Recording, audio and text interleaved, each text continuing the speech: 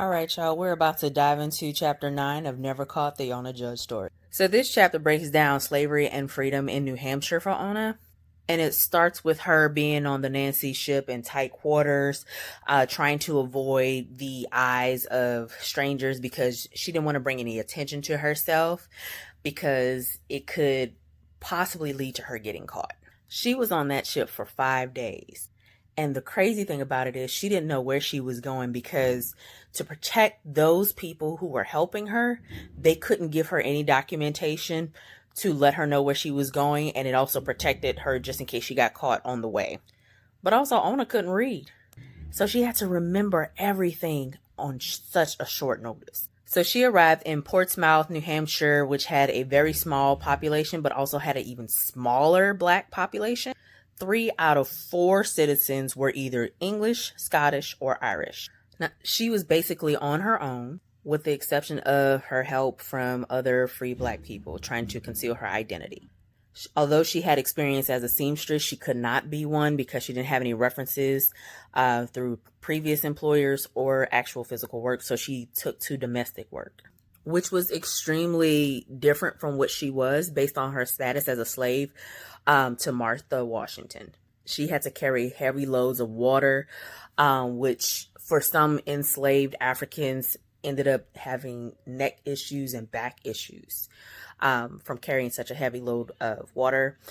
She had to prepare food, which she never did because Hercules was the meal prep chef for the Washingtons. You should also check out High on the Hog, where you can see more of his story broken down. It's on Netflix. Also, what didn't help her situation was more free and enslaved Black women had to sleep in tight-knit quarters. And it was uncomfortable. Most of it was poor ventilation. It was extremely cold in the winter and it was extremely hot in the summer.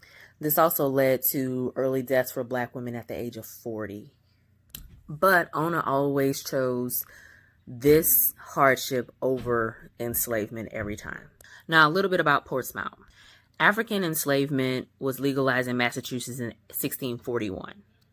The first enslaved African was arriving in Portsmouth in 1645.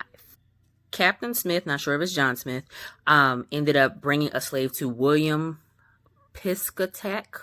I don't know how to say that. And the majority of Portsmouth was built on the backs of enslaved African labor for free.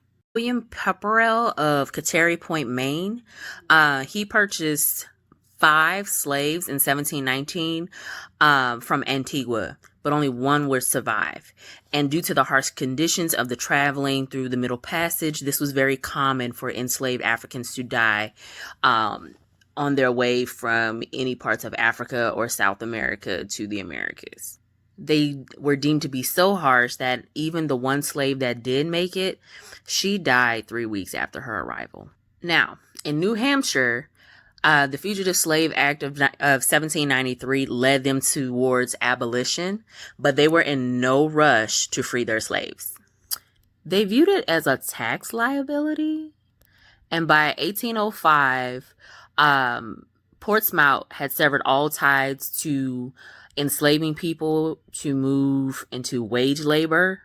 But it wasn't until 1857 that New Hampshire finally let go of all ties to enslaving Black people. So from 1645 to 1857, New Hampshire was able to build its economy, build its infrastructure on free labor. They never paid these people reparations.